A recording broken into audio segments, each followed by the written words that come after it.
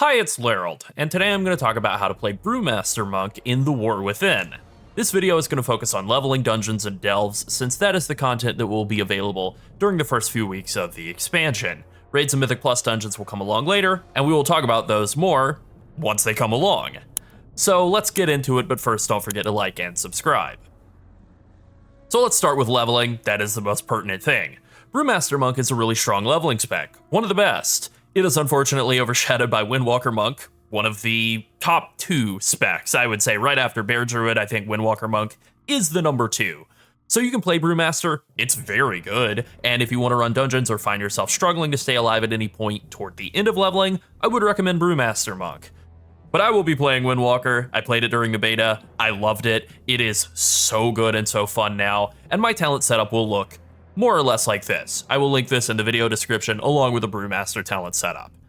So let me just sort of talk a little bit about some of the decisions I've made in this talent tree. Some of the things that might be a little bit more controversial compared to, say, a normal dungeon talent tree for Windwalker are things like Vivacious Vivification for a bit of just quick instant healing as you're running along, in between pulls. I think that's really good. Also some talents like Jade Walk and Wind Walking and Lighter Than Air, lots of mobility stuff. Pretty much anything that increases your mobility, you're going to want to take while leveling. The only thing that I haven't taken for mobility is Clash, and that's just simply because you don't have enough talents at the bottom of the tree to be able to afford that and everything else that you would want. You would have to give up something like cooldown reduction on Touch of Death. I'm not willing to do that.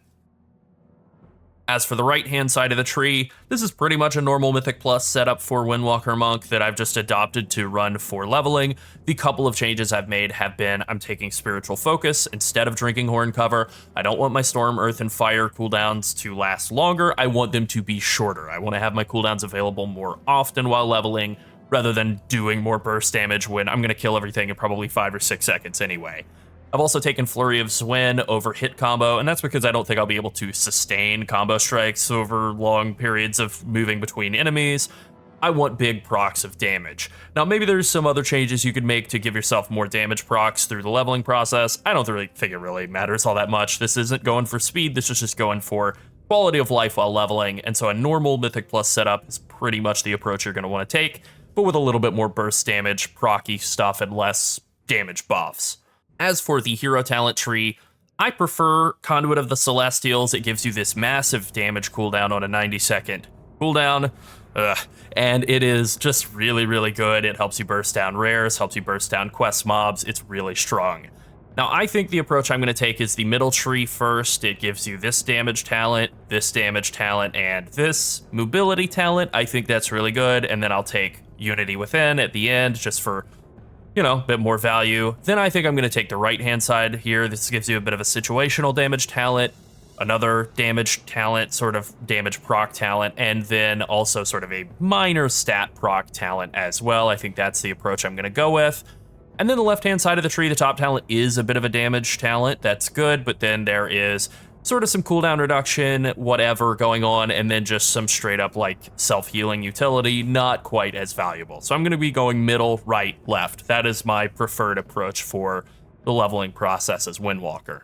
Now you could take Shadowpan. I think Shadowpan has a lot of appealing stuff in it as well, but for me I think that the burst damage nature of Conduit of Celestials is just going to be the better approach for leveling. If you choose to level as Brewmaster Monk, then I think Shadowpan is actually the better of the two talent options, and I'm just going to jump into the talent section now and break down why. So here we have the talent tree. It is very similar to how I have set it up as Windwalker Monk in the left-hand side, except we don't need to take Summon Black Ox Statue, so we can take Clash. You can if you want to do any sort of AoE grinding, that's fine to have. It'll certainly help with scooping guys up. But otherwise, I'm just going to be running things like Vivacious Vivification, Jade Walk, Bounding Agility, Lighter Than Air, Wind Walking, Clash, all the mobility stuff, and then a bit of healing stuff as well. Pretty normal. In the right-hand side of the tree, Brewmaster actually has a lot of options for talents that are within basically a margin of error for each other in simulation and in testing. Things like Special Delivery and Rushing Jadewind. Which should you run? Which one do you like more? They do close enough damage to each other that either option works fine.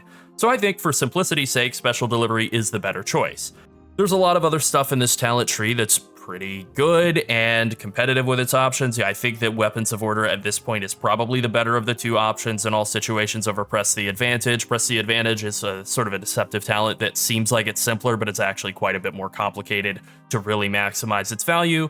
And I don't know that actually maximizing its value winds up being as good as Weapons of Order in the end anyway, and certainly not if you are playing Shadowpan, which, again, I do recommend. Now, because I am recommending Special Delivery, I think taking 1 point in Anvil and Stave is okay for getting a bit more brew availability. You could just as easily put this point into High Tolerance, just give yourself a bit more haste. I think that is, not really a significant difference either way.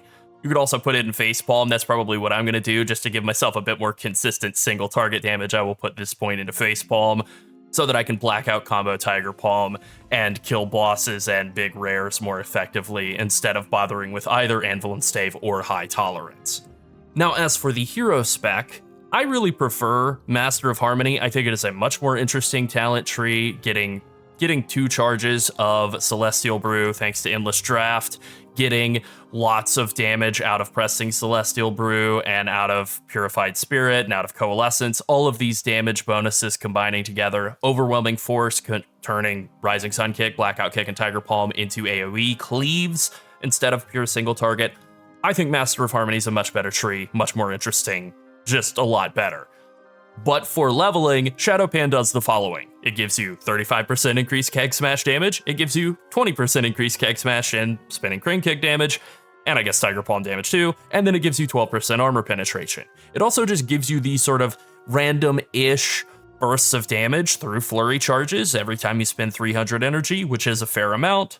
You will do a big explosion of damage based on all of the flurry charges you've built up, and you build up flurry charges by doing damage. So if you're in AoE situations, if you're just sort of zooming through dungeons, zooming through delves, zooming through leveling, Shadowpan's going to give you a bunch of random damage procs, it's going to give you a massive increase to your Keg Smash damage, and it's going to give you about 20% cooldown reduction on Weapons of Order, which already has a slightly reduced cooldown thanks to Chi Surge, so you're going to be looking at like an 80-second cooldown on Weapons of Order, generally speaking. All of this synergizes really, really beautifully to make Shadowpan just a fantastic talent tree for leveling and for kind of speeding through AoE situations. Even though I really don't like it as much, I think the random-ish proc nature is pretty boring. Not really random, you control it, but I actually don't think it's all that interesting compared to Master of Harmony, but it is definitely better for this content. Now, obviously, I'm going to be running right through the middle of the talent tree here. That would be my go-to. I mean, realistically, I'm going to be playing Windwalker all the way up to level 80, but middle of the talent tree is definitely the more important option. Right side is also really good. Predictive Training is just a massive defensive value. Add 10% damage reduction whenever you dodge or parry an attack. You do that basically every couple of seconds, so this has permanent uptime. Wildly overpowered defensive talent here. I don't know why it's so strong and just in the middle of the tree, but it's really good. And then Vigilant Watch is also good. And then I would wrap up by hitting the left-hand side of the tree. For AoE, maybe you'll want to take High Impact instead of Pride of Pandaria. Kind of up to you. You are actually reliant on enemies dying shortly after being hit by a Flurry Strike in order for that explosion to do anything, but I think that probably will happen a fair bit in easy content, so maybe High Impact is the better choice. I think I'll change my talent tree to recommend that. And then other than that, just getting sort of some damage out of all of your different talents. Flurry Strikes, adding a little bit of damage from time to time, or a little bit of agility from time to time, that's okay as well. Alright, now let's move on to talking about Brewmaster Monks rotation. Keg Smash, Rising Sun Kick, Blackout Kick, and Breath of Fire are your 4 main rotational skills, and you want to try to maximize your usage of them at all times. If you spec into Rushing Jadewind, then you'll want to try and maintain that as much as you can as well, but it is secondary to those skills I just mentioned. The key here is that Blackout Kick is your highest priority skill in most situations. You always want to keep at least 1 charge of Keg Smash on cooldown, so at the start of pulls, especially in AoE, Keg Smashing is higher priority, but that's pretty easy. You press it, and now it's on cooldown. After that, you want to use Blackout Kick ahead of both Rising Sun Kick and Breath of Fire. This might seem a little counterintuitive in single target since Rising Sun Kick deals more damage, but if you always prioritize Blackout Kick in spots where you have multiple good skills available, you will have fewer points in your rotation where none of those good skills are available and you're forced to hit Tiger Palm or Spinning Crane Kick. One little wrinkle here is if you're spec'd into Charred Passions. You want to make sure that that Charred Passions buff, which lasts for 8 seconds after Breath of Fire, is active before you press Blackout Kick. So your opener would look like Keg Smash, Breath of Fire, Blackout Kick. That is pretty simple, but it is something you want to maintain at all times. The rotation and cooldowns can be a little bit complex, but the main rule of Brewmaster Monk is just to not let your abilities sit on cooldown. If everything is on cooldown all the time, you're going to be doing pretty well. As for when you should use Tiger Palm versus Spinning Crane Kick, this is really a matter of whether you're in AoE or single target. In single target, Tiger Palm is better. In AoE, it is Spinning Crane Kick. As for cooldowns, Monk has a pretty simple, straightforward cooldown toolkit. It has been pared down quite a bit with this expansion, and I think that's actually a good thing. Touch of Death does a bunch of damage all at once. It's pretty intuitive. The only real annoying part of it is that the game can take a second to register that it is usable, and sometimes enemies can die in the time that you're sitting there spamming the button trying to get it to go off. Weapons of Order is a pretty long buff/debuff that adds a lot of damage while it's active. My little trick for it is making sure that you get your stacks up as quickly as you possibly can once it's active, so I kind of try to wait until I have Rising Sun Kick ready to use before I press Weapons of Order, so I can Weapons of Order, Keg Smash, Rising Sun Kick, and start stacking buffs up very quickly. I then try to extend them right before the buff falls off so that I am getting the maximum possible coverage on that cooldown. Exploding Keg deals a big burst of damage and then an extra hit of damage for each time you hit during the 3 seconds that the debuff is active. So in AoE, you would want to use Spinning Crane Kick twice after you've Exploding Kegged.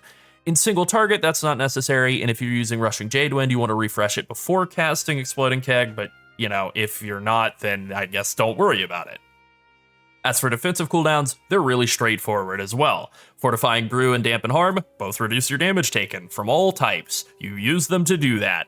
Try not to overlap them. Fortifying Brew is stronger, but also has a longer cooldown, so you want to use it against bigger sources of damage. Diffuse Magic is your other big cooldown, and it is specifically useful for mitigating spell damage. It is very effective for that purpose, which has historically been Monk's biggest weakness, so be very liberal with it. Celestial Brew is a big shield. Not much more to say about it than that. Use it to shield yourself. Stay alive. Now let's talk about how to pull on a Brewmaster Monk. It's one of the easiest classes to maintain threat on at the start of pulls. If you're using Rushing Jadewind, you'll want to refresh it before the pull, but if you're not, then you're not. After that, use Keg Smash as soon as you're in range of enemies, then follow up with Breath of Fire. If you hit the entire pack with a Keg Smash and Breath of Fire, you can just go into your normal rotation. Pretty much it.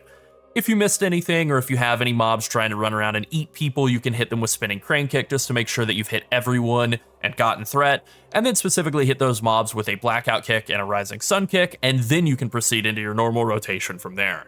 If you do all this, you will absolutely have threat established and the pull should be good. In terms of stats, Agility is your #1 stat, so you always want to try to increase your item level first and foremost. If you are comparing items that have pretty much the same item level, right around maybe 3-point difference, and you're thinking about things like that, or just enchants, gems, and crafted gear, then versatility and crit are your 2 best options. It's unfortunate that haste is still a bad stat for Brewmaster Monk. Windwalker got a pretty significant redesign to the way that haste works for them. I really like what they've done. It's actually very good for Windwalker. I begged for Brewmaster to get that in this expansion for haste to have some impact on the class, and unfortunately, it still doesn't. Alright, in conclusion, Monk is a great tank. It is my favorite tank. It is the tank I will be playing first in the coming expansion. It's strong, it's fun, and it is in much better shape heading into the War Within than it was throughout all of Dragonflight. It's amazing in raids, great in dungeons, and best of all, very fun to play. I really can't wait to play Monk in the War Within. Alright, that's it. Thanks for watching. Bye.